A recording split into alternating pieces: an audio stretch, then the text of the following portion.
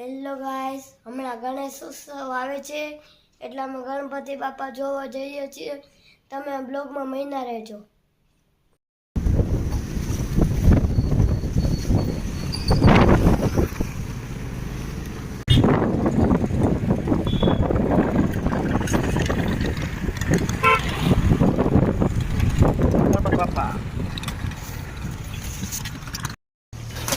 ગણપતિ બાપા કેટલા બધા ગણપતિ બાપા છે મલાઈ છે ને મસ્ત મસ્ત જો